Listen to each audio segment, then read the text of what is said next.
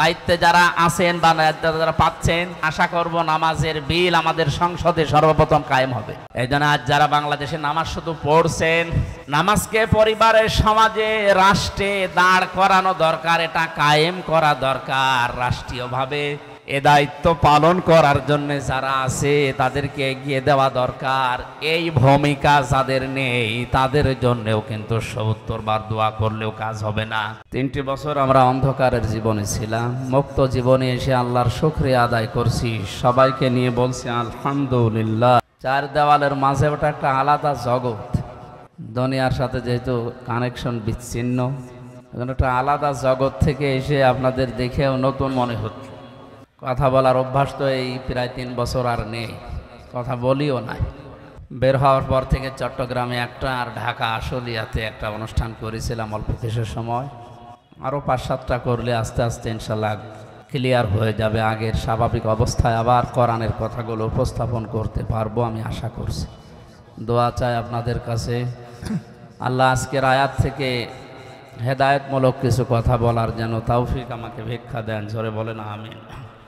দরুদ আর সালাম পাঠ করছে আমাদের নবী, মানবতার মহান শিক্ষক মুহাম্মদুর রাসূলুল্লাহ সাল্লাল্লাহু আলাইহি ওয়াসাল্লামের প্রতি, যার আনিত আদর্শ মানবতার মুক্তির একমাত্র গ্যারান্টি। আমরা যে যাই করি না কেন কিয়ামতে সুপারিশ কিন্তু তার লাগবে। কথা বলেন ঠিক কিনা? নবীজির সুপারিশ পাওয়ার জন্য আল্লাহ কোরআনে কারিমে কয়েকটা শর্ত দিয়েছে। আমি আপনি আন্দাজে উম্মত দাবি করলে হবে না। আল্লাহ পাক বলেন, ইয়াউমাইযিল্লা তানফাউশ শাফাআতু ইল্লা মান আযিনা লাহুর রহমান ওয়া রাদিয়া লাহু কওলা। সেই দিন উপকার হবে না সুপারিশ করলে, তবে রহমান যাদের এজেন্ট দেবেন, অনুমতি দেবেন এবং যাদের কথা শুনতে আল্লাহ রাজি থাকবে। তাহলে এই আয়াতের ভেতরে আমরা দুইটা তথ্য পেয়েছি। এক নম্বরে, আমার জন্য নবী যদি কিয়ামতে সুপারিশ করে,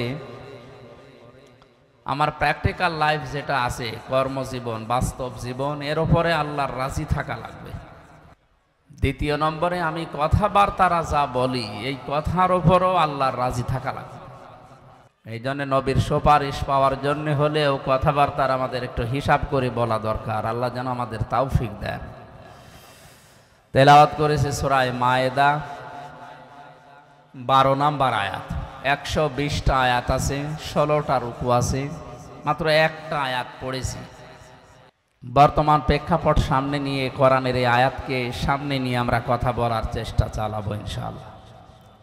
ঐতিহাসিক প্রেক্ষাপটে আছে হযরতে মুসা আলাইহিস সালাম, তার যে গোত্রের 12 জন নকিব বা অধিপতি, দায়িত্বশীল, আমরা মনে করেন এমপি বা মন্ত্রী যাই বলেন, এরকম 12 জন জনপ্রতিনিধিকে নিয়ে তিনি আল্লাহর সাথে কথা বলার জন্য তুর পাহাড়ে গিয়েছিলেন।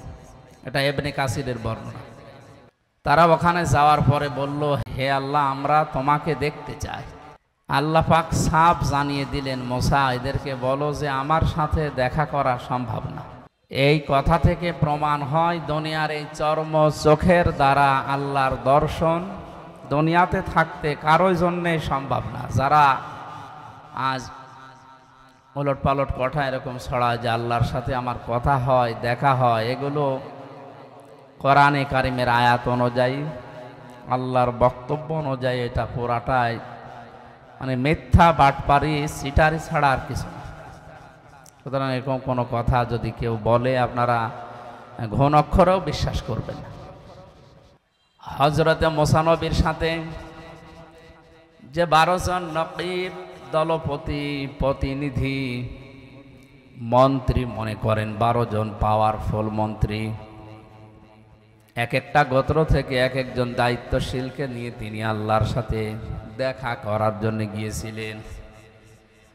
আল্লাহ রাব্বুল আলামিন বলেন, মুসা, তাদেরকে জানিয়ে দাও যে আমি তাদের সাথে দেখা করব না বা সম্ভব না। মানুষের এই চর্ম চোখে দুনিয়ার এই জীবনে আমার সাথে দেখা করা যেহেতু সম্ভব না, আমি আল্লাহ তাদেরকে জানালাম, ওয়ালাকাদ আখাযাল্লাহু মিসাকা বানি ইসরাঈল ওয়া মানে এবং লাকদ মানে অবশ্যই, আখাযা মানে গ্রহণ করা, আল্লাহ মানে আল্লাহ তাআলা নিজে। আল্লাহ তাআলা বলেন অবশ্যই আমি আল্লাহ অঙ্গীকার গ্রহণ করেছিলাম বানি ইসরাঈল, বনি ইসরাইলের এই যে 12 জন নকিব গিয়েছে তাদের এলাকা থেকে, তাদের কাছ থেকে। অবাসনা মিনহুম ইসনাই আশারা নাকিবা, আমি তাদেরকে নিজ নিজ এলাকাতে যাবার পর এই ঘোষণা দেওয়ার জন্য বলে দিলাম, আমি আল্লাহর সাথে দেখা করা কখনোই তোমাদের এই চর্মচোখে সম্ভব না, কিন্তু আল্লাহু ইন্নী মাআকুম, আমি আল্লাহ অবশ্যই তোমাদের সাথে আছি। জোরে বলেন সুবহানাল্লাহ। আজকে আমাদের দেশের দায়িত্বশীল কয়েকদিন আগে আমাদের প্রধানমন্ত্রী শেখ হাসিনা থেকে শুরু করে যারা পেয়েছে,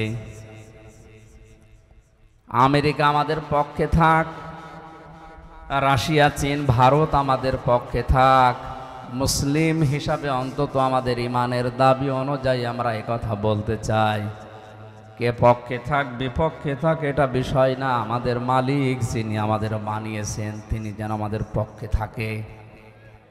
হযরতে মুসা নবী আলাইহিস সালামের কাছে ওই সময় আল্লাহ ওহী পাঠিয়ে জানালেন, মুসা যে 12 জন নিয়ে আসলে নিজ নিজ এলাকায় যাবার পরে যদি এরা 5টা কাজ আঞ্জাম দিতে পারে, নিজ গোত্রের ভেতরে, নিজ এলাকায়, নিজ দেশের ভেতরে, আমি আল্লাহ ঘোষণা দিলাম তাদের সাথে আমি আছি।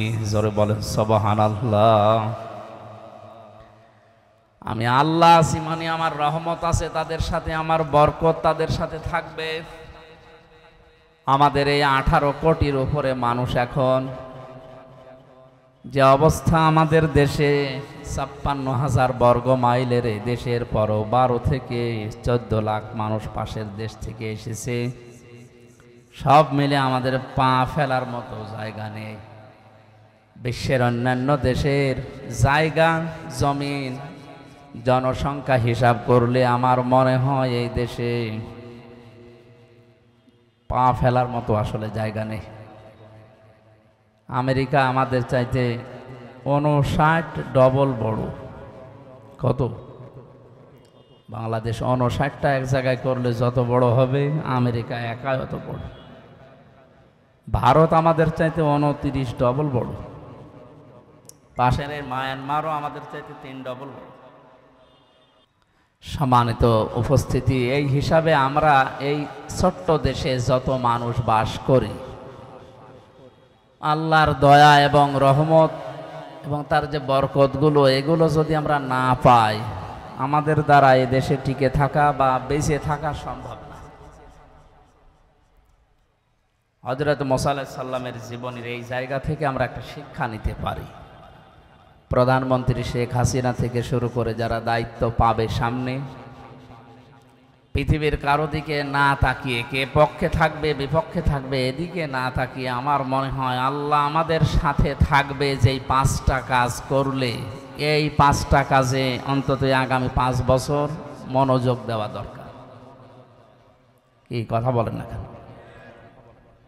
দল মত নির্বিশেষে হযরতে মুসা নবী আলাইহিস সালামের এই জীবনী থেকে আমাদের শিক্ষা নেওয়ার জন্য আয়াতটা আমি আজকে পড়লাম। আল্লাহ তাআলা যদি বলেন বাংলাদেশের এই 12 জন মন্ত্রী আমার সাথে দেখা হবে না, কিন্তু আমি তোমাদের সাথে আছি, আমার রহমত আমার বরকত আমি ঢেলে দেব। সৌদি আরবে কয়েকদিন আগে স্বর্ণের খনি পেয়েছে, বাংলাদেশে এরকম কোন খনি আল্লাহ আবিষ্কার করে দিতে পারে না, তার দ্বারা সম্ভব না। সুতরাং অনেক কোন বললে ফায়াকনের পর্যায়ে আসতে আর 1 সেকেন্ডও সময় লাগে না। এই হিসাবে আমরা আল্লাহর দিকে তাকিয়ে তাকে সঙ্গে রাখার জন্যে মুসা নবী আলাইহিস সালামকে যেমন 5টা কথা বলেছিলেন, আমাদের অভিভাবক যারা সামনে হচ্ছে এদেরকে আমরা এই 5টা কাজের আঞ্জাম দেওয়ার জন্য অনুরোধ জানাবো। আল্লাহ পাক বলেন, মুসা এদেরকে বলো নিজ নিজ এলাকায় যে তারা যদি লাইন আকামতুমুস সালাতা ওয়া আতাইতুমুজ যাকাতা ওয়া আমানতুম বিরুসুলি। এক নম্বরে এরা যেন নিজ এলাকায় গিয়ে নামাজ কায়েম করে। কি করে বলেন? বাংলাদেশের প্রধানমন্ত্রী যিনি হবেন, শপথ নেওয়ার পরেই তাদের উচিত হবে মুসলিম হিসাবে এই ৫৬,০০০ বর্গ মাইলের দেশে আল্লাহর রহমত, দয়া এবং তাকে যদি আমরা সঙ্গে রাখতে চাই, সংসদে সর্বপ্রথম বিল পাশ করা লাগবে নামাজের। এ দাবিতে আপনারা আছেন না নেই? সূরা হজের ৪০-৪১ নম্বর আয়াতে আল্লাহ কোরআনে কারিমে জানিয়েছেন, কোন মুসলিম যদি রাষ্ট্র ক্ষমতা পায়, চেয়ার পাওয়ার পরে সংসদে প্রথম অধিবেশনেই তারা ৪টা কাজ জারি করবে। আল্লাযীনা ইম্মাক্কান্নাহুম ফিল আরদি আকামুস সালাতা ওয়া আতাবুস যাকাতা ওয়া আমারু বিল মা'রুফি ওয়া নাহাউ আনিল মুনকার ওয়ালিল্লাহি আকিবাতুল উমুর। আমি পৃথিবীর কোন মুমিনকে যদি রাষ্ট্র ক্ষমতায় বসাই, ক্ষমতার চেয়ারে বসার পরেই তারা সর্বপ্রথম সংসদে নামাজের বিল পাশ করবে। কিসে? ৫০ বছরের উপরে আমরা পার হয়ে গেলাম, স্বাধীন হয়েছি। আপনি ঘুরে ফিরে দেখেন, ৫০ বছরে একবারও কোনো হিন্দু প্রধানমন্ত্রী হয়নি। হয়েছে? বলেন বলেন। নামে হলে অন্তত মুসলমান প্রধানমন্ত্রী আমরা পাই। রাষ্ট্রপতি বলেন, প্রধানমন্ত্রী বলেন, যাই আমরা ৫০ বছরে পেয়েছি সে মুসলিম। উচিত ছিল অন্তত এদেশে ৫০ বছরের সংসদে নামাজের বিলটা পাশ করা। আল্লাহ রাব্বুল আলামিন সঙ্গে যদি থাকে কি হয় তার বাস্তব প্রেক্ষাপট আপনি হেরা গুহা নাম আমরা শুনেছি, গারে সূর নাম শুনেছি, বাস্তবে নিজেও আমি দেখে এসেছি। মুহাম্মাদুর রাসূলুল্লাহ যেদিন আল্লাহর নির্দেশ পাওয়ার পরে তিনি হিজরত করছিলেন, ওই সময় কোরআন এবং হাদিস যেটা দেখিয়েছে আমাদের, চারিদিকে তার শত্রুপক্ষ এসে খোলা খোলা তরবারি নিয়ে বাড়ির চারিদিকে দাঁড়িয়েছিল। আল্লাহ পাক ওহী নাযিল করলেন, মুহাম্মদ সাল্লাল্লাহু আলাইহি ওয়াসাল্লাম, চারিদিকে এরা দাঁড়িয়ে আছে খোলা তরবারি নিয়ে, আপনাকে এই মুহূর্তে বিদায় করে দেবে। সুতরাং আপনি এক কাজ করেন, আপনার বাড়ি যেটা, ঘর যেটা, ঘরের এই মেঝে, এখানে তো বালি দিয়ে তৈরি করা মেঝে, এক মোট বালি হাতে তুলে নেন, ফুঁক লাগান, সামনের দিকে আপনি ছুঁড়ে মারেন। কোরআনে কারিমের সূরা ইয়াসিনের ১ম থেকে ৯ নম্বর আয়াত পর্যন্ত তিনি পড়েছিলেন, ওয়াজআলনা মিন বাইনি আইদিহিম সাদ্দা ওয়া মিন খালফিহিম সাদ্দান ফাআগশাইনাহুম ফাহুম লা ইউবসিরুন। তেলাওয়াত করার পরে ফুঁক লাগালেন, সামনের দিকে ফিকে মারলেন, ছুড়ে মারার সঙ্গে সঙ্গে পাড়ের চারিদিকে যত কাফের সবার চোখে বালি পৌঁছিয়ে দিয়েছে আল্লাহর কুদরত, আল্লাহর দয়া, আল্লাহর রহমত। জোরে বলেন আল্লাহু আকবার। নবীজিকে পরবর্তীতে আল্লাহ জানিয়েছিলেন, হে নবী, সামনের দিকে বালি আপনি ছুড়ে মারার পরে এটা তো সামনে যে কাফের ছিল তার চোখে যাবার কথা, চারিদিকে কাফেরদের চোখে পৌঁছিয়ে দিয়েছে কে বলেন? অমা রমাইতা ইযে রমাইতা ওয়ালাকিন্নাল্লাহা রমা। আপনি তো সামনের দিকে বালি ছুঁড়ে মেরেছিলেন, চারিদিকে কাফেরদের চোখে পৌঁছিয়ে দেওয়ার দায়িত্ব পালন করেছি আমি, আল্লাহর ক্ষমতা। জোরে বলেন আল্লাহু আকবার। হযরতে আলীকে ডাক দিয়ে বললেন, আলী, চারিদিকে যারা দাঁড়িয়ে আছে এই মানুষগুলোই তাদের মাকে, তাদের বাবাকে, তাদের নেতাকে বিশ্বাস করে না। এই জন্য আমার কাছে তাদের টাকা পয়সা, সোনা গহনা আমানত হিসাবে টোপলা টোপলা করে রেখে গেছে। এগুলো নিয়ে যদি আমি এখন পালিয়ে যাই, এগুলো নিয়ে যদি আমি মদিনায় হিজরত করি, তাহলে পরবর্তীতে আমার আল আমিন নামের কলঙ্ক হবে। আমি শুধু কথা বলার জন্য বলছি না, প্রতিটি কথা থেকে আমি শিক্ষা বের করার চেষ্টায় আছি। টেকনাফের মুসলমানেরা, এটা যেহেতু রেকর্ড হচ্ছে,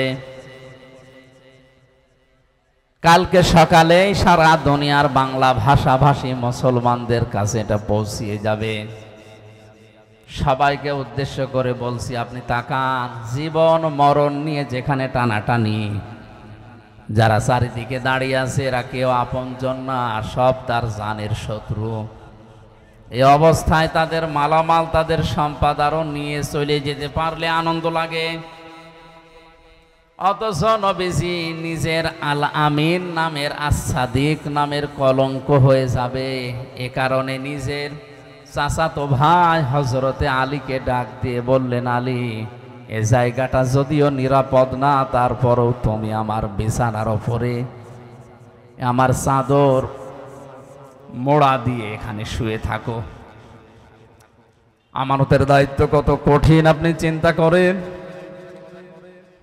এই জন্য দুনিয়াতে যে যে দায়িত্ব পাবে এটা কিন্তু একটা আমানত। আমি আমানত সম্পর্কে কোরআনে যত আয়াত পড়েছি, সবচাইতে কঠিন বিষয় হচ্ছে মানুষের জীবনের দায়িত্ব নেওয়া। এই আমানতটা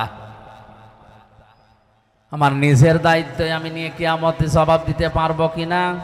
লক্ষ কোটি কোটি মানুষের দায়িত্ব আমার মাথার উপরে। এই যে কত কঠিন বিষয়, এটা আপনি যতক্ষণ অনুধাবন না করবেন ততক্ষণ বুঝবেন না। এই জন্য নবীজি থেকে শুরু করে যারা এই দুনিয়ায় দায়িত্ব পেয়েছে, আমরা দেখি খলাফায়ে রাশিদিন সহ কেউ জোর করে দায়িত্ব নিতে চাইতো না, বলতো না, আমি নিজের জীবন সম্পর্কেই তো ওয়াকিফাল না, আমি নিজের জীবন সম্পর্কে জবাব দিতে পারবো কিনা। এতগুলো মানুষের দায়িত্ব নিয়ে কিয়ামতে আমি নিজে আবার জাহান্নামী হয়ে যাই কিনা। এই অনুভূতি যতক্ষণ পর্যন্ত এই দেশের 1628 জন মানুষ এখন দায়িত্বে আছে, এই মানুষগুলোর ভেতরে যতক্ষণ হযরতে ওমরের মতো অনুভূতি সৃষ্টি না হবে, ততক্ষণ এই দেশ শান্ত হওয়া সম্ভব না। বিশ্বনবীর জীবনী শুনি অনেকে এই যে সুবহানাল্লাহ, আলহামদুলিল্লাহ, অনেকের চোখ ভিজে যাচ্ছে। কি কষ্ট করেছে। নিজের বাস্তব জীবনের সাথে যদি আপনি মিলাতে যান, তখন টের পাবেন বাস্তবতা কত কঠিন। আমরা জানি নবীজির জীবনী শুনলে সওয়াব হয়। হ্যাঁ, কখন সওয়াব হয়? যখন এই কথাগুলো নিজের প্র্যাকটিক্যাল লাইফে আপনি মিলাতে পারবেন তখন। হযরতে আলীকে বললেন, আমার এই চাদরটা মোড়া দিয়ে এখানে ঘুমিয়ে থাকো। ওই যে টোপলা টোপলা গুলো দেখতে পাও, এগুলো কারো স্বর্ণ, কারো রূপা, কারো টাকা পয়সা আমার কাছে রাখা। ওরা নিজেদের মানুষদেরকে বিশ্বাস না করে আমার কাছে আমানত রেখেছে। এগুলো আমি হিজরত করে যখন চলে যাব, ওরা সকালবেলা এসে আমারে পাবে না। আমাকে না পেয়ে আমার বিছানায় যখন তোমাকে পাবে, সঙ্গে সঙ্গে তুমি এই না তাদের এই আমানতগুলো পৌঁছিয়ে দিও। জোরে বলেন আল্লাহু আকবার। হযরতে আলী বলেন, সকাল বেলায় ওরা এসে দেখে চাদর মোড়া দিয়ে আমি ঘুমিয়ে আছি। বারবার আমাকে ডাক দেয়, মোহাম্মদ ওঠো। ওরা তো জানে না চাদরের নিচে কি আছে। একবার, দুইবার, তিনবার ডাক দেওয়ার পরও যখন আমি উঠি না, জোর করে ওরা চাদর টানাটানি করছিল। সিরাত ইবনে হিশাম লিখেছে, যত টানাটানি করে হযরতে আলী চাদরটা তত শক্ত করে ধরে রাখে। তার মনের ভেতরে এই চিন্তা ছিল, এরা চাদর টানাটানি করতে করতে যত সময় ক্ষেপণ হবে, বিশ্ব নবী 2 পা হলেও মদিনার দিকে এগিয়ে যাবে। টেকনাফের মুসলমানের এখান থেকে হযরতে আলী জীবন চলে যাবে এখনই, কোনো গ্যারান্টি নেই তার হাতে এখনই চলে যেতে পারে। কারণ আন্দাজে যদি এক কোপ দেয় তরবারি দিয়ে সঙ্গে সঙ্গে জীবন চলে যাবে। কিন্তু তার মনের ভেতরে এই আকাঙ্ক্ষা, এই কামনা, এই বাসনা যে আমি টানাটানি করতে করতে আমার জীবনও যদি শেষ হয়ে যায়, যতক্ষণ সময় ক্ষেপণ হবে বিশ্ব নবীকে আল্লাহ 2 পা হলেও মদিনার দিকে নিরাপদে এগিয়ে দেবে। আমাদের সামনে এরকম সময় যদি আসে, জীবন যদি চলেও যায়, আমি আঁকড়িয়ে ধরে রাখবো ইসলামকে, পেছনের দরজা দিয়ে হলেও এমনভাবে ইসলামকে সাহায্য করব আল্লাহর বিধানকে এগিয়ে দেওয়ার জন্যে। অন্তত আল্লাহর বিধান যেন এই পৃথিবীতে 2 দিনের জন্যও টিকে থাকে। আমার কথার অর্থ হয়তো আলেমরা বুঝেছেন।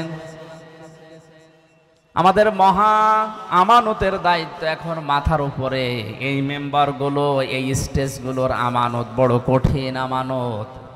এটা যদি আমি সঠিকভাবে পালন না করি, আল্লাহ নিজে এবং যত সৃষ্টিকুল আছে সবাই আমার উপরে লানত দেওয়া আরম্ভ করবে। জোরে বলেন নাউজুবিল্লাহ।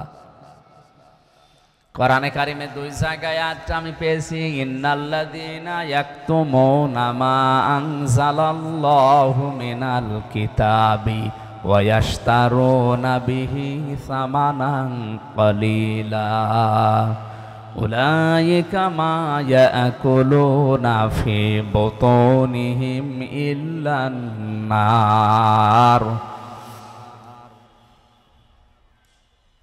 সূরা বাকারার 172 নম্বর আয়াতে সম্ভবত আছে। আল্লাহ তাআলা বলেন, ইন্নাল্লাযীনা, নিশ্চয় যে বা যারা, এখানে কোনো আলেমের নাম নেই, কোনো চেয়ারম্যান, কোনো এমপি, কোনো মন্ত্রীর নাম না। আল্লাযীনা ইসমে মৌসুলা, সবাই এর ভেতরে আমরা আছি।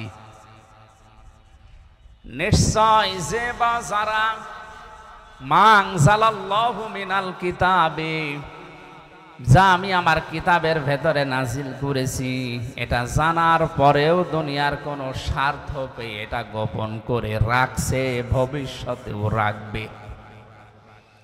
এক তো মনে এটা মজারে, বর্তমান, ভবিষ্যৎ, প্রেজেন্ট, ফিউচার, 2টা কাল নিয়ে আল্লাহ এই শব্দটা গঠন করেছেন। একটু খেয়াল করে শোনেন, কোরআনের কোন শব্দ বোঝার জন্য কোনো মানুষ যদি চেষ্টা করে, ওটা যদি নাও বোঝে, তাও 500 রাকাত নফল নামাজের সওয়াব হয়। একটু খেয়াল করেন, এক তুমনা, যারা গোপন করছে ভবিষ্যতেও করবে, যেহেতু 2টা কাল আছে। এখন যারা গোপন করছে বলতে, এখন আমরা যারা দুনিয়াতে উপস্থিত আছি, কিয়ামত পর্যন্ত যারা দুনিয়ায় আসবে সবাই আয়াতের ভেতরে আছে না নেই? মা আনজালাল্লাহু মিনাল কিতাবি, আল্লাহর কিতাব থেকে তুমি যা জানো এটা যদি গোপন করে রাখো, ওয়া ইয়াশতারুনা বিহি সামানান ক্বালিলা, আর এটা গোপন করলে ইহুদিরা খুশি হবে, খ্রিস্টানরা খুশি হবে, সর্বোপরি বাংলাদেশের মুনাফিক মুসলমানরা খুশি হবে।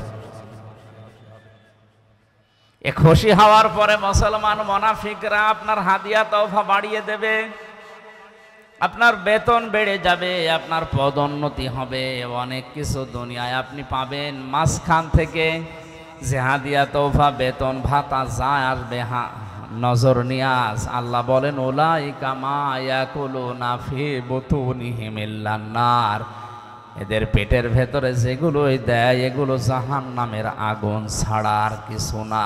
জোরে বলেন নাউজুবিল্লাহ।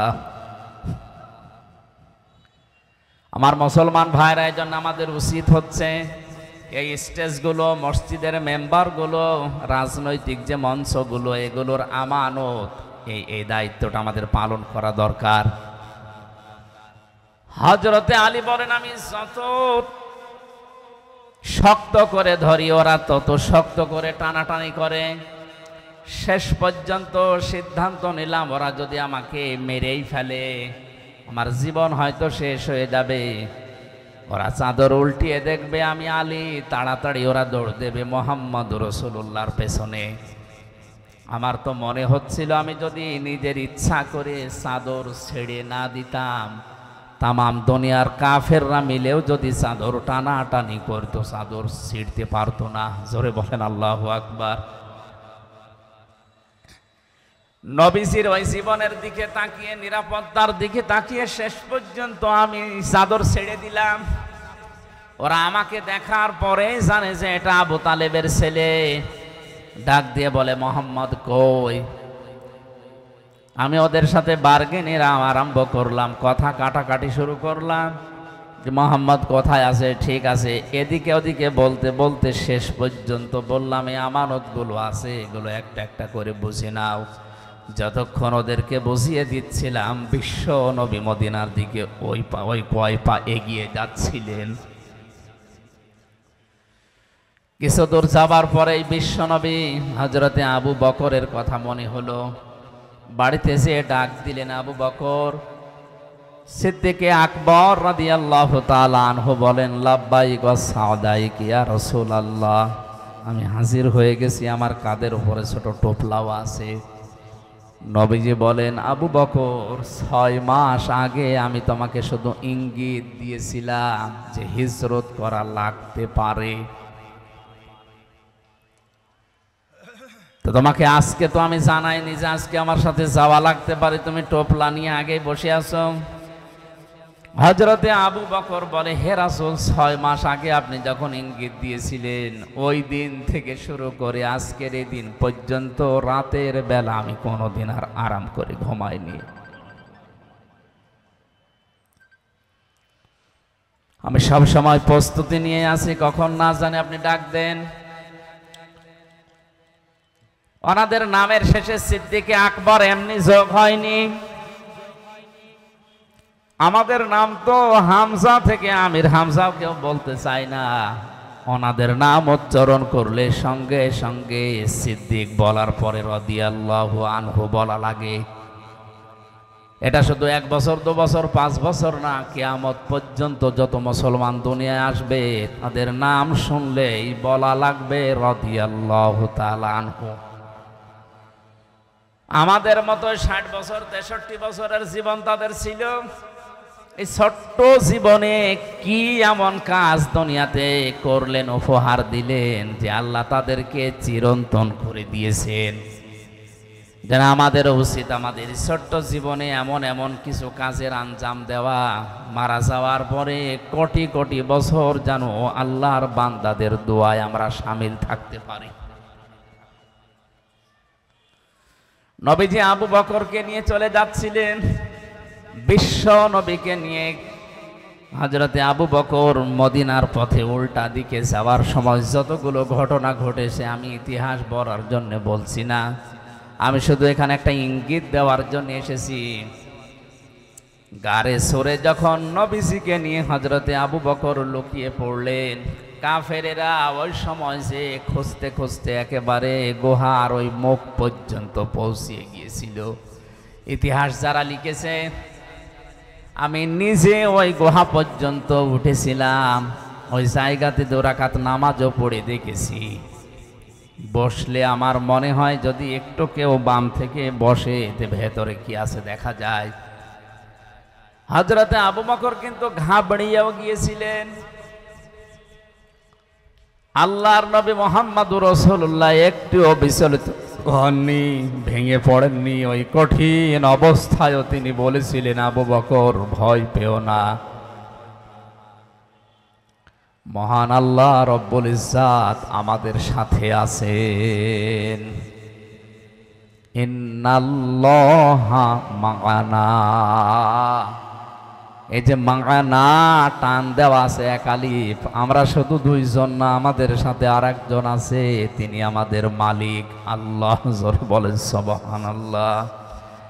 এজন্য দুনিয়ার পরিবেশ যত কঠিন হোক, যত ভয়ঙ্কর হোক, আমি যে 2 লাইনের গজলটা বলেছিলাম ইসলামী সঙ্গীত, ওর ভেতরে আমার আজকের এই আলোচনার সারমর্ম আছে। রেখো না মনেতে ভয়, বান্দা খোদার, দূর হয়ে যাবে বাধা সব, তোমার আমার এক মালিক আছেন, আছেন আমাদের রব, আছেন আমাদের রব। জোরে বলেন ঠিক কিনা? বিশ্বনবী এই কঠিন অবস্থায়ও তিনি ঘাবড়িয়ে যাননি। আল্লাহ রাব্বুল আলামিন বলেন, আমি সঙ্গে সঙ্গে আমার সাকিনা, তার মানে আমার ফেরেশতা নাজিল করে তাকে সাহায্য করেছিলাম। যে সাহায্যের কথাগুলো আমরা বিভিন্ন আলেমদের মুখে শুনেছি। আমার শিক্ষা দেওয়ার বিষয় হচ্ছে বিশ্বনবী মুহাম্মদুর রাসূলুল্লাহ আল্লাহকে সঙ্গে নেওয়ার কথা জানিয়েছিলেন এই জায়গায়। সূরা আনফালের ভেতরে আছে, বদরের ময়দানে আবু জেহেল যখন আনন্দে লাফাচ্ছিল, শয়তান এসে তার কাছে শোরাকার সুরত ধরে বলেছিল, কোনো ভয় নেই,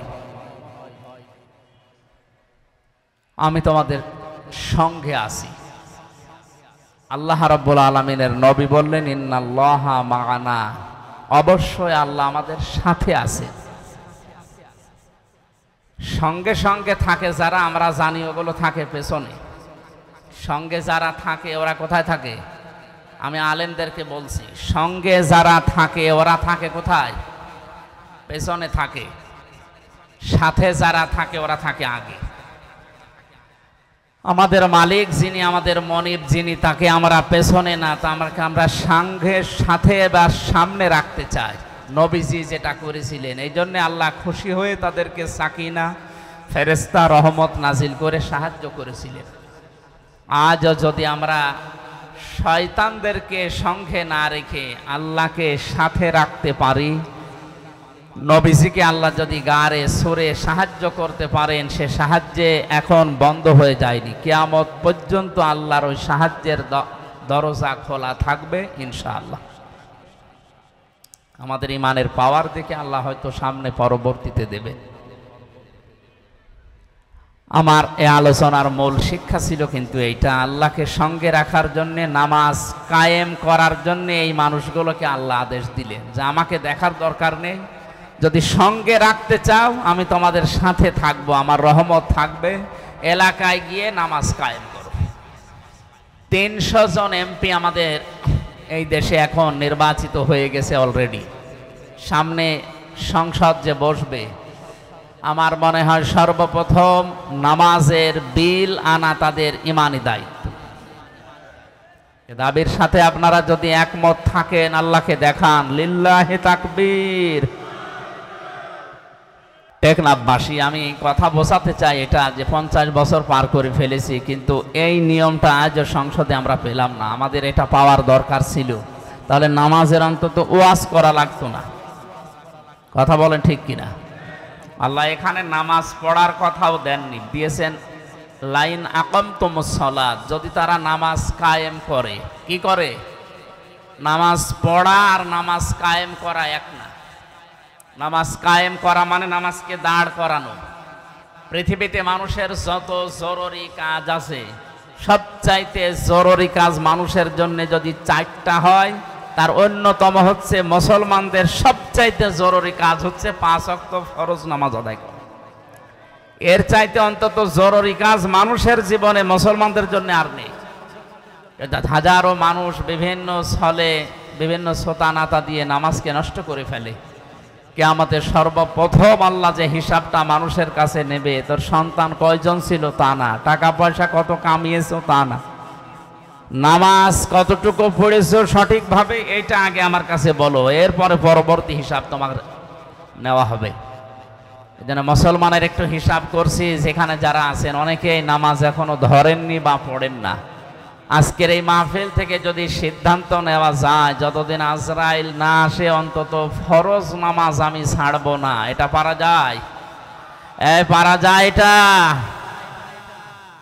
সম্মানিত মা বোনেরা, আপনাদেরকে বলছি, আল্লাহর পক্ষ থেকে আপনাদের যেই কয়দিন ছুটি দেওয়া আছে, 3 দিন, 5 দিন, 7 দিন, 10 দিন বাদ দিয়ে বাকি সময়টুকু আপনি যত বড় গুরুত্বপূর্ণ কাজে থাকেন না কেন, নামাজটা বাদ দেওয়া যাবে না, অন্তত ফরজ নামাজ। সুন্নত নফল যদি পড়তে না পারেন পরবর্তীতে সময় করে পড়ে নিয়েন। তো ফরজ নামাজ মাস্ট বি, যখন সময় হবে পড়াই লাগবে। এমনও মাসলা পেয়েছি, মহিলাদের সন্তান যখন দুনিয়ায় আসে, প্রথমে সন্তান আসে না, প্রথমে পানি দেখা যায়, এরপরে রক্ত দেখা যায়, এরপরে সন্তানের মাথা বের হয়ে গেছে। নবীজি বলেন এমন অবস্থায়ও যদি নামাজের সময় হয়ে যায়, তুলার ভেতরে মাথা সন্তানের বিছিয়ে দিয়ে মহিলাকে বলো নামাজ পড়তে। বলেন তো জীবন মরণ নিয়ে সময় টানাটানি না? এরপরও নামাজ ছেড়ে দেওয়ার কথা নবীজি বলেন না যে নামাজ বাদ দেওয়া যাবে না। যে না, আশা করছি আমি নামাজের ওয়াজ করার জন্য বসি নাই, খালি একটা পয়েন্ট বললাম, যত কাজে থাকেন ফরজ নামাজটা বাদ দেবেন না, তাহলে আপনি আল্লাহর জিম্মা থেকে আল্লাহর চোখের আড়াল হয়ে যাবেন। এমনকি এমনও কোরআনে সূরা তাহার 124 নম্বর আয়াতে আছে, আমান আ'রাদা আন যিকরি ফাইন্না লাহু মাঈশাতান দনকা ওয়া নাহশুরুহু ইয়াওমাল কিয়ামাতি আ'মা ক্বালা রাব্বি লিমা হাশারতানি আ'মা ওয়া ক্বাদ কুনতু বাসীরা। কোন মানুষ যদি আল্লাহর নামাজ থেকে, আল্লাহর জিকির থেকে, আল্লাহর আইন থেকে মুখ ফিরিয়ে নেয়, মহান আল্লাহ তার জীবনকে দঙ্কা সংকীর্ণ করে দেয়। দঙ্কার ব্যাখ্যায় আমি প্রায় 33টা অর্থ পেয়েছি তাফসিরে। এবার যারা মুফাসসির আছে, আলেম আছে, একটু জ্ঞানী মানুষ আছে, তাদেরকে বলছি, আল্লাহ রাব্বুল আলামিন দঙ্কা শব্দ মাঝখানে লাগালেন কেন? আমি ভার্সিটিতে থাকাকালীন যত তাফসির এই দঙ্কা শব্দ নিয়ে মিলিয়েছিলাম, মুফাসসিরিন ইকরাম সবাই এই বাক্যের, এই শব্দের এক অর্থই দিয়েছে, এটা দুনিয়ার আয় উন্নতি মনে হবে, অনেক কিছু করে ফেলেছি। আল্লাহর বিধান বাদ দিয়ে কেউ যদি সম্পদ উপায় করে, আল্লাহর বিধান নষ্ট করে কেউ যদি দুনিয়ায় চর্মচোখে দেখতে পাওয়া যায়, বহু কিছুর মালিক হয়ে গেল লোকটা। আল্লাহ পাক বলেন ওর ভেতরে আমি বরকত দেব না, শান্তি রাখবো না। আসবে 10 টাকা, বিভিন্ন সাইট দিয়ে যাবে আরো 12 টাকা। জোরে বলেন নাউজুবিল্লাহ। আল্লাহর বিধান বাদ দিয়ে কেউ যদি সুদ খায়, এটা আল্লাহর বিধানে আছে না বাইরে? এই কথা বলে না কেন? এই নিষিদ্ধ কাজ করে সম্পদ উপায় করলে, ঘুষ খেয়ে, এই যে বিভিন্ন জিনিস আপনাদের পাশ থেকে যেগুলো আসে অবৈধভাবে, এগুলোর ব্যবসা করে চর্ম চোখে হয়তো মনে হবে যে বহু কিছুর মালিক হয়ে গেলাম, গাড়ি বাড়ি নারী টাকা পয়সা বহু কিছু আমার চর্মকে যদি দেখা যায়, আল্লাহ বলেন আমি দঙ্কা করে দেব, কারণ এটা আমার বিধানের ভেতরে ছিল না। এই কারণে ওর জীবনকে আমি সংকীর্ণ করব। টাকা পয়সা আসবে 10 লাইন থেকে, খরচ হবে 20 লাইন থেকে।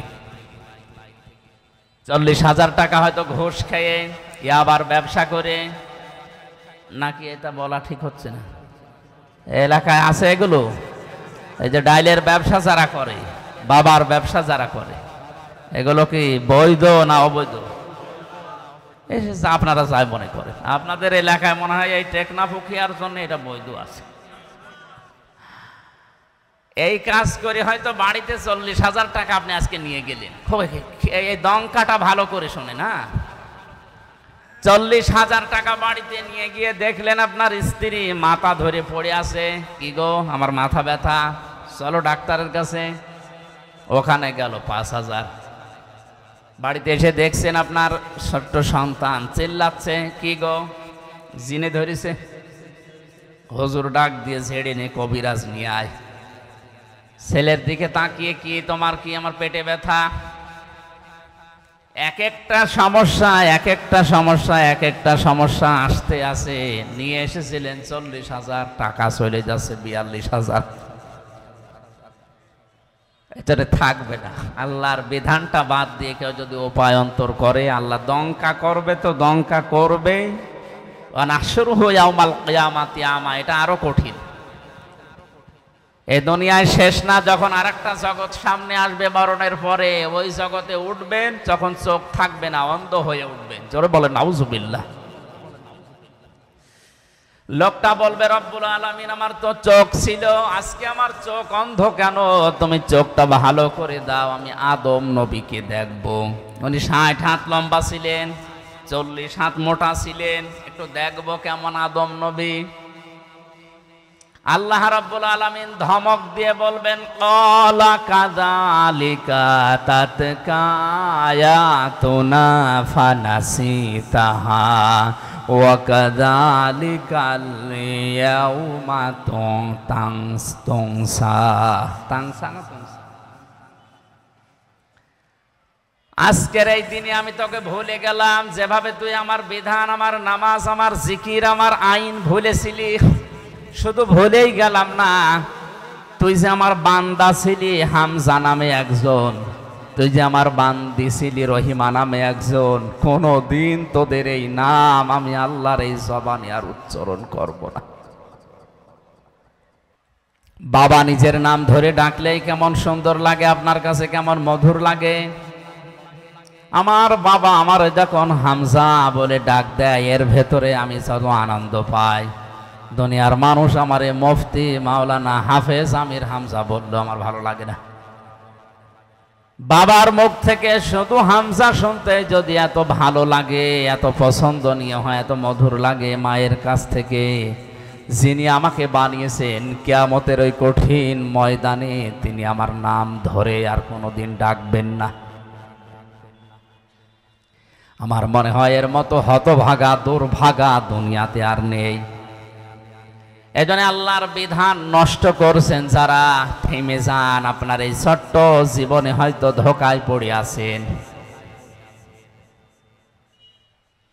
অফিসে যারা চাকরি করে, একদিন 2 দিন 3 দিন না গেলে এখন তো চাকরি চলে যায়। এমনকি 3 দিনের পরে বস যদি ভালো হয় বলে দেখো এভাবে যদি চলে আমার এই প্রতিষ্ঠান চলবে না, টাইট করার জন্য, সতর্ক করার জন্য 1 দিনের বেতন পর্যন্ত কেটে নেয়। কথা বলে না কেন? একটু নিজের দিকে তাকিয়ে বলেন, এই 30 বছর 40 50 60 বছর বয়স আপনার, 5 বার করে আল্লাহ তার পায়ে সেজদা দেওয়ার জন্য ডাক দিয়েছিলেন, একবারও কোনো দিন দেননি। অথচ তিনি কোনোদিন আমার খাবার বন্ধ করে দেননি। কক্সবাজারবাসী আমার আল্লাহকে সঙ্গে রাখতে চাই। মহান আল্লাহর বরকত রহমত তার শক্তি আমাদের সাথে থাক, এটা আমরা চাই। তাহলে নামাজ পড়া না, শুধু নামাজ কায়েম করা লাগবে, নামাজ কায়েমের আন্দোলন করা লাগবে।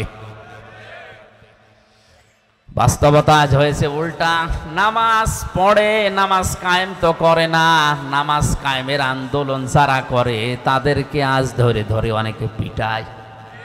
অথচ আল্লাহকে সঙ্গে রাখতে হলে আপনাকে নামাজ পড়া না, নামাজ কায়েম করা লাগবে। পড়া কোরআন পড়ে আমি নামাজ পড়ার কথা মাত্র 1 জায়গায় পেয়েছি। কয় জায়গায়? ফাসাল্লি লিরাব্বিকা ওয়ানহার। হে নবী আপনি নামাজ পড়েন আপনার রবের নামে, পড়া কোরআনে আছে শুধু 1 জায়গায়। আর 72 জায়গায় ডাইরেক্ট ইনডাইরেক্ট পেয়েছি 120 জায়গায়। প্রত্যেকটা জায়গায় আল্লাহ দিয়েছেন নামাজ কায়েম করো, নামাজ কায়েম করো। এতবার বলার দরকার কি? প্রত্যেকটা শাব্দিক অর্থের একটা অর্থ থাকে। এই যে অক্ষরগুলোর একটা শাব্দিক অর্থ থাকে। কেউ যদি টাকা পয়সা নিয়ে আপনার সাথে ব্যবসা করে, আমরা 2 জন ব্যবসা করতাম, ওনার 5 লাখ আমার 10 লাখ টাকা এক জায়গায় করে ব্যবসা করেছিলাম। হঠাৎ 2 মাস পরে উনি যে লাভ হয়েছিল লাভগুলো নিয়ে টাকা পয়সা নিয়ে পালিয়েছে।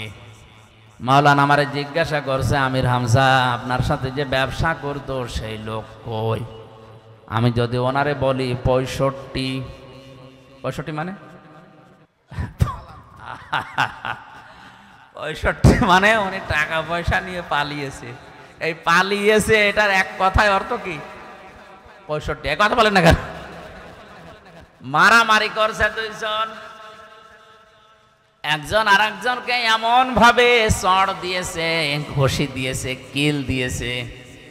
ডাক দিয়ে বলছে ভাই কেমন দিলেন? বলছে 100।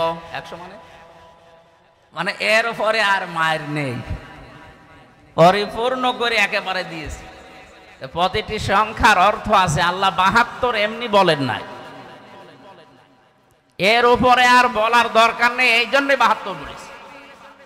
আব্দুল্লাহ ইবনে উবাইয়ের জন্য নবীজি দোয়া করার জন্য যখন হাত তুলেছিলেন, হযরতে জিবরাইলকে আল্লাহ বললেন, হে নবী হাত নামান। এর জন্য দোয়া করা তো দূরের কথা, এর কবরের পাশেও আপনি দাঁড়াতে পারবেন না। ইন তাস্তাগফির লাহুম ৭০ মাররাতান ফালা ইয়াগফিরাল্লাহু লাহুম।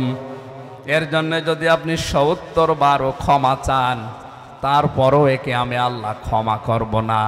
নবীজি বলেন, আল্লাহ আমি যদি ৭১ বার ক্ষমা চাই তাহলে তোমার ওই কথা আর থাকে না। আল্লাহ বলেন, লান আছে, মজারের আগে লান আসলে অর্থ হয় কখনোই হবে না।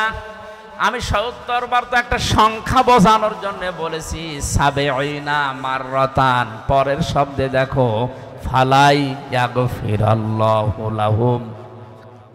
কক্সবাজারবাসী আপনাকে একটা ইঙ্গিত দেই, ইয়াগফির শব্দটা দেওয়ার পর আল্লাহ হোম বহু বচন দিয়েছেন, কেননা আব্দুল্লাহ ইবনে উবাইয়ের নাম আল্লাহ কি জানে না? এ কথা বলেন না কেন? তার নাম আল্লাহ জানতেন, নামটা এখানে বসিয়ে দিলেন না কেন?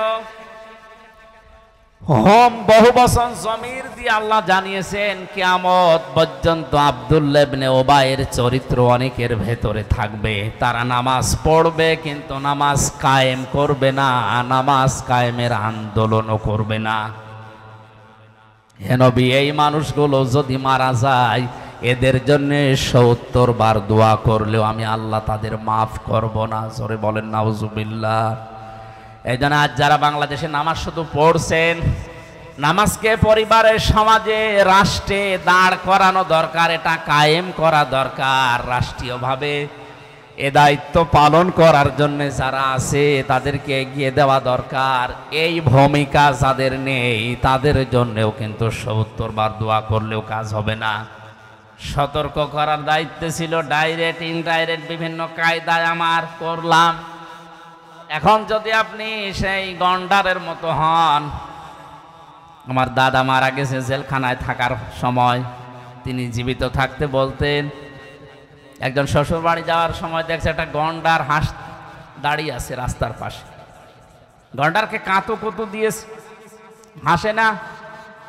৩ দিন শ্বশুর বাড়ি থাকার পরে ফিরে আসার সময় দেখে গন্ডার হাসতেছে।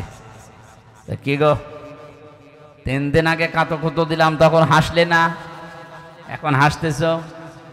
গন্ডার বলে, বন্ধু এই ৩ দিন সময় লেগেছে চামড়া ভেদ করে কাঁতো কুতো লাগতে।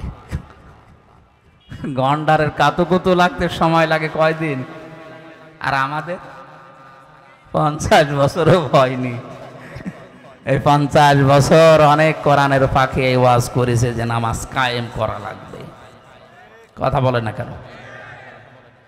আব্দুল্লাহ ইবনে উবাই নামাজ পড়তো, তাও আমার মতো হামজার পেছনে না, নবীজির পেছনে। এই টেকনাফ বাহারছড়া মসজিদে না, ও নামাজ পড়ে কাবা শরীফে মসজিদে নববীতে। যে নামাজ শুধু পড়েছে, নামাজে কায়েম করা লাগবে আল্লাহকে সঙ্গে রাখার জন্য, দায়িত্ব তার জীবনে ছিল না। এর মতো চরিত্রের দুনিয়ায় যারা আছে কিয়ামত পর্যন্ত আসবে, এদের জন্যও যদি কাবা শরীফের ইমামও দোয়া করে মাফ চায়, আল্লাহ তাদের মাফ করছে না, করবে না, করছে না, করবে না। এ শব্দ কোথায় আছে? এই যে ইয়াগফির মজারে, এর আগে লান। আরবি গ্রামার অনুযায়ী মজারের আগে লান আসলে অর্থ হয় কখনো কোশ্চিন কালেও হবে না। এই জন্যে আমি সতর্ক করলাম এই আয়াত দিয়ে, হোম এই শব্দটা দিয়ে। আল্লাহ আমাদেরকে যেন বোঝার এবং বাস্তবে আমল করার তৌফিক দেন। জোরে বলেন আমিন। নামাজ কায়েমের যত অর্থ আমি কোরআনে এবং হাদিসে পেয়েছি, তার সবচাইতে ভালো আমার কাছে মনে হয় পঠিত বিষয় এবং এই আনুষ্ঠানিক যে শিক্ষাগুলো আছে, এখান থেকে যে শিক্ষা আল্লাহ দিতে চেয়েছেন ওইগুলো নিজের ব্যক্তি, পরিবার এবং সমাজ, রাষ্ট্রে প্র্যাকটিক্যাল লাইফে কায়েম করে দেখানো, এইটার নাম হচ্ছে আকামতুমুস সালাহ। আমরা যে নামাজে দাঁড়িয়েছি কাতার সোজা হয়ে, কি হয়ে, এখান থেকে একটা শিক্ষা আল্লাহ আমাদের দিতে চান। সে শিক্ষাটা হচ্ছে কাতার সোজা করুন। কাবা শরীফে বারবার ইমাম সাহেব এই কথা বলে যে কাতার সোজা করেন, আরবিতে বলে কাতার সোজা করেন বারবার, আকামত হয়ে যাওয়ার পরও প্রায় দিন 2, 3 বার, 4 বার, 5 বার বলে। আমি ওই সময় হজে যাওয়ার সময় 16 সালে ভালো বুঝি না, এখন বুঝতেছি যে কাতার সোজা না হলে কি হয়। আজ বিশ্বের 57টা মুসলমান রাষ্ট্র, আমাদের কাতার যদি সোজা থাকতো আমার মনে হয় এই ফিলিস্তিনের অত্যাচার বন্ধ হয়ে যেত। আমাদের কাতার ঠিক আছে। নামাজের এই কাতার থেকে আল্লাহ এই শিক্ষাটা আমাদেরকে বারবার 5 বার দিতে চেয়েছেন যে কাতার সোজা করো, যার জন্য কাতার বাঁকা হবে তার অন্তর পর্যন্ত বাঁকা করে দেবে, এমন হুঁশিয়ারি আছে হাদিস। এটা তো এমনিতে দেয়নি।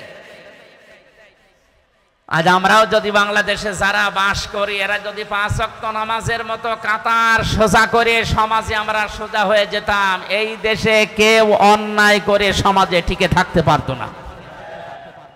এই জন্য আমাদের উচিত হবে কাতার সোজা করো। এ কথা যখন ইমাম বলে, এখানে আওয়ামী লীগ, বিএনপি, জাতীয় পার্টি, জামাত, চরমনায় যখন সব এক হয়ে যায়, এই কাতার শেষ করে যখন সমাজে যাবেন, রাষ্ট্রে যাবেন, পরিবারে যাবেন, ওখানেও যেন আমাদের কাতার এক থাকে। এক কথা বলেন, ওই জায়গায় যাবার পরে যদি আল্লাহ বিরোধী, শরীয়ত বিরোধী, ইসলাম বিরোধী কোনো কাজ দেখা যায়, এ কাতার ওই জায়গায় সোজা থাকার দরকার আছে না? আমাদের শিক্ষা সিলেবাসে যে বিষয়গুলো এখন নতুন নতুন করে দেওয়া হচ্ছে, এগুলো যদি আপনি দেখেন আপনার বিবেকে, আপনার এই মস্তিষ্কে, আপনার সত্যি মনুষ্যত্ব যদি বলে না এগুলো ইসলাম মেনে নেয় না, এগুলো আল্লাহ রসুলের বিরুদ্ধে, নামাজের ওই কাতারে দাঁড়িয়ে যেভাবে সব সোজা ছিলেন, পরিবারে, সমাজে, রাষ্ট্রে এসে যদি এই কাতার সোজা করা লাগে, আপনারা এই কাতার সোজা করে সোজা রাখতে রাজি আছেন? কারা কারা দেখি।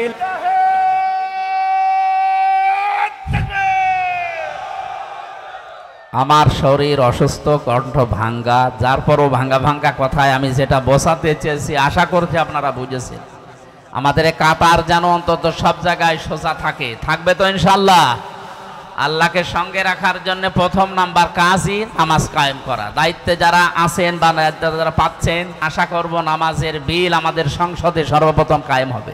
2 নম্বরে জাকাতের কথা আছে, 3 নম্বরে রাসূলদেরকে সাহায্যের কথা আছে, 4 নম্বরে কর্জে হাসানা দেওয়ার কথা আছে, 5 নম্বরে আছে তাদেরকে সাহায্য করার কথা। আল্লাহ বলেন এগুলো যদি কেউ করে আমি আল্লাহ তাদের জন্য বাগান তৈরি করে রেখেছি, এই বাগানের তলদেশ দিয়ে নদী আর নহর এই সমুদ্রের মতো বইতে থাকবে।